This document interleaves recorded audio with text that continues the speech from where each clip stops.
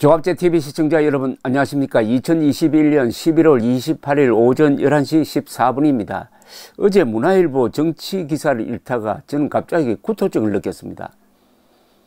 요지는 이러했습니다. 윤석열 국민의힘 대선 후보가 김종인 전 비상대책위원장을 위하여 중앙당사 선거대책위원회 사무실에 전망 좋은 공간을 비워둔 것으로 알려졌다로 시작되었습니다.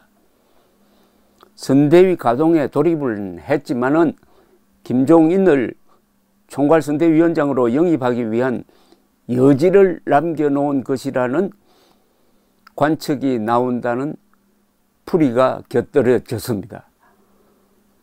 국민의힘 관계자에 따르면은 문화일보가 보도한 내용입니다. 윤 후보 측은 당사가 위치한 서울 여의도 남중 빌딩 6층에 사무실 한 칸을 비워두었다는 겁니다. 김종인 씨가 총괄선대위원장으로 올 경우를 염두에 둔 것으로 알려졌다고 했습니다. 이 사무실에서는 한강 전망이 한눈에 들어온다고 했습니다. 당 관계자는 가장 전망 좋은 방을 마련하여 김 전 위원장을 최대한 예우하려는 윤 후보의 정성이 담겼다고 말했다는 겁니다. 이 대목에서 제가 구토증을 느꼈습니다. 가장 전망 좋은 방을 마련하여 김 전 위원장을 최대한 예우하려는 윤 후보의 정성이 담겼다. 윤 후보는 대선 일정이 촉박하여 선대위를 출범시켰지만은 김 전 위원장이 합류할 경우 곧바로 선대위 활동을 할 수 있도록 만반의 준비를 해놓은 것으로 알려졌다고 이 신문은 전했습니다. 만반의 준비?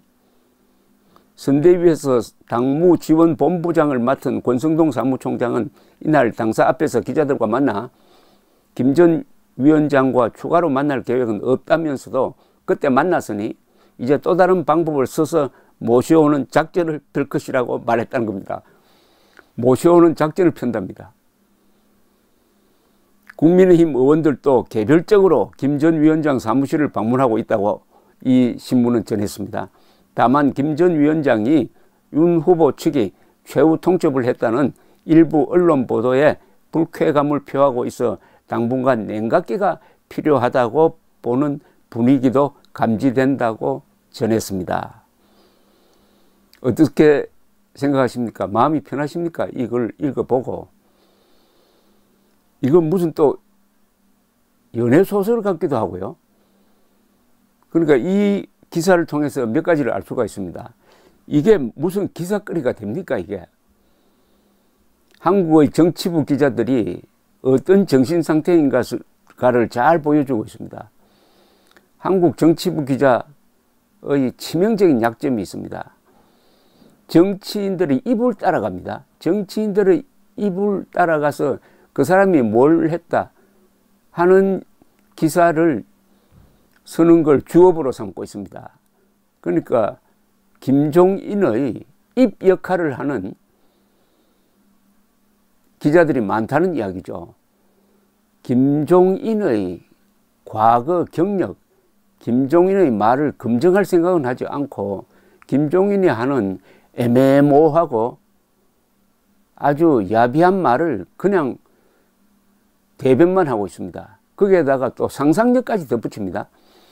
전망 좋은 방, 정성을 다한다.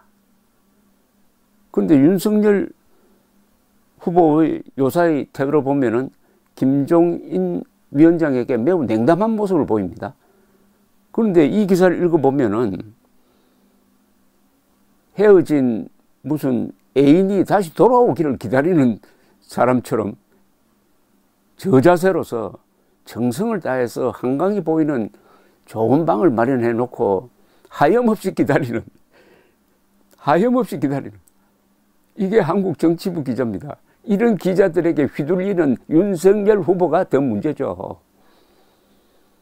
윤석열 후보가 이런 기자들이 쓴 기사에 눌려가지고 나이 80대 비례대표만 5분 한 사람 뭘 쫓아다니면서 지난 20일을 협의하다가 결국 국민의힘 지지율뿐만 아니라 본인 지지율도 동반 하락해가지고 저희 계산에 따르면은 지난 일주 날린 표가 200만 표에서 300만 표가 됩니다. 그렇다면은 김종인 때문에 이렇게 됐다. 화를 내야 될 것 아닙니까? 그리고 정치부 기자들에게 이제는 다른 태도로 대해야 되는 것 아닐까요? 그런데 지금 이 순간도 김종인을 대하는 윤석열의 태도를 국민들이 알 수가 없습니다. 이제 완전히 끄는 거냐? 김병준 상임선대위원장 중심으로 가는 거냐? 아니면은 전망 좋은 방 내어놓고 하염없이 기다리는 거냐? 그건 뭐냐? 국민들은 알고 싶습니다. 또 당연히 윤석열 후보는 국민들에게 자신의 허위 보고에 대해서 해명할 의무가 있습니다. 지난 일요일에 발표를 했잖아요. 김종인 총괄선대위원장, 김한길 새시대 준비위원장, 김병준 상임위원장 중심으로 선대위를 발족시키기로 했다라고 했다가 그 다음 날에 최고위원회의에서 갑자기 김종인 위원장이 하루 이틀 시간을 더 달라고 한다. 이렇게 이야기하면서 두루뭉실 넘어가더니 그 며칠 뒤에 다시 김종인을 만나고 그 다음에 또 타결이 된 줄 알았더니 그것도 안 되고 그러면은 국민들에게 지금 입장은 이거다. 그러니까 김종인 문제를 이제는 끝내겠다. 이런 식으로 끝내겠다. 그동안 여러분들을 짜증나게 해드린 데 대해서 죄송합니다. 이 정도는 보고하는 게 의무 아닙니까? 그러니까 자꾸 제가 김종인을 대하는 윤석열의 태도를 보면서 이분이 구술을 해서 인내심이 강하다는 이야기를 하는데 제가 보기에는 사법시험 구수하는 것보다는 3년 동안 군대에 가가지고 총 잡고 현역병으로 근무한 것이 더 많은 도움이 되었지 않나 하는 생각이 듭니다.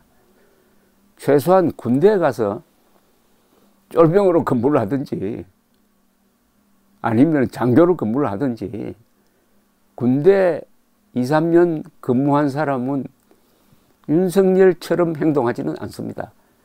군대가 뭡니까? 보고 아닙니까? 보고로 끝나고 보고로 시작되는 게 군대 문화입니다. 아침 일어나면은 점호받고